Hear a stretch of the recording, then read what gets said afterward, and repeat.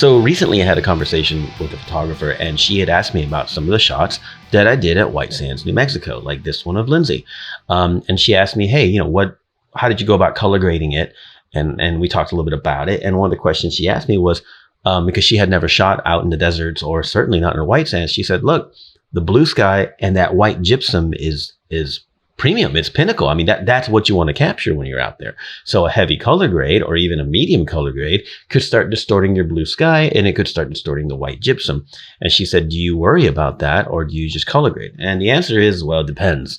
I do have shots at White Sands where I've done a grade that does change the natural color of the sky and adds a tint to the gypsum as well.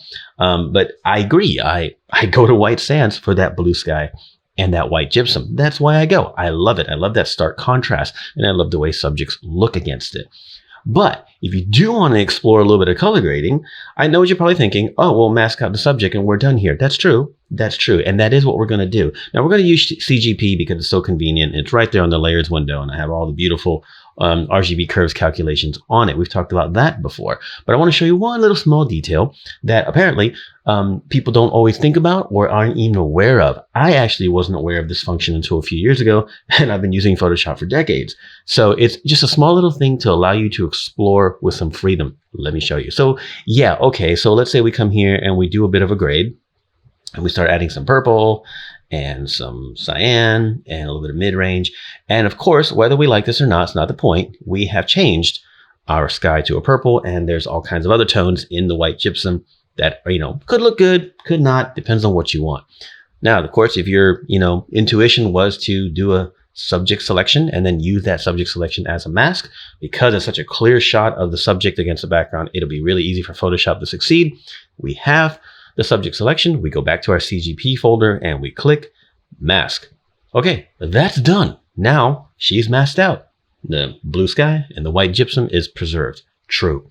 However, a lot of times you'll want to scale back your grading when you do this kind of masking because now she sticks out too much. It doesn't make a whole lot of sense. You're starting to explore different grading options and you think to yourself, she looks like she's cut out because it doesn't match the rest of the background. So then you second guess yourself and you turn off the mask and then you're like, yeah, but my sky is now wrong. Well, you could mask the sky out. Certainly. Absolutely. You could do all kinds of different things, but here is what I recommend.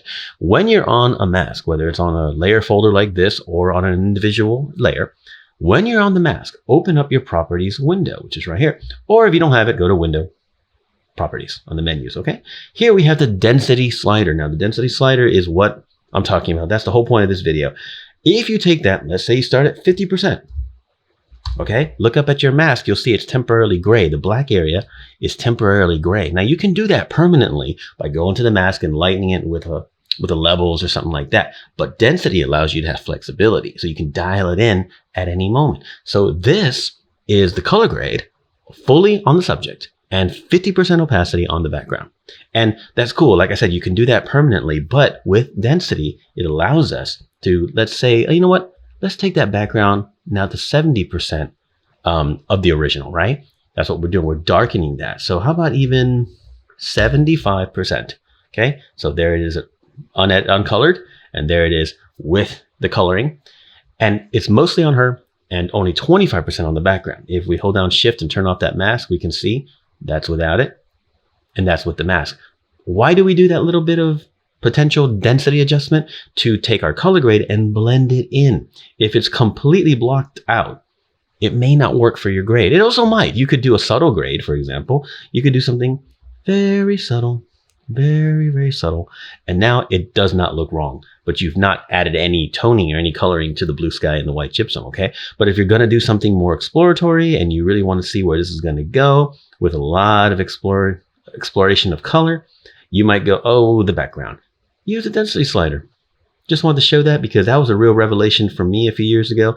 And I know it's there and I don't use it that much. But every now and then I'm thinking, I'm fighting a color grade, for example. I'm like, I like it, but I don't. And the blue sky and the gypsum.